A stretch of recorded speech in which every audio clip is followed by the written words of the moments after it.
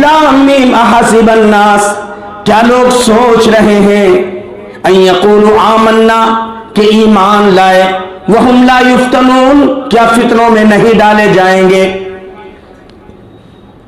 फलयअलमन्नल्लाहु अल्लज़ीना सदक़ू, अल्लाह आजमाना चाहता है कि सच्चे ईमान वाले कौन हैं, फितनों के वक्त ईमान को बदलने वाले कौन हैं। और बाबा जितनी तौहीद परस्तों पर, जितने कुरान और हदीस के मत वालों पर मुसीबतें हैं ना, हर दौर में रही है। जितना ईमान के करीब होंगे उतनी मुसीबतें। अल्लाह के नबी ने फरमाया कि अहब्बल अब्द इब्तिलाहु, अल्लाह बंदे से मोहब्बत करता है तो आजमाएगा। सबसे ज्यादा आजमाइशें नबियों पर आई है।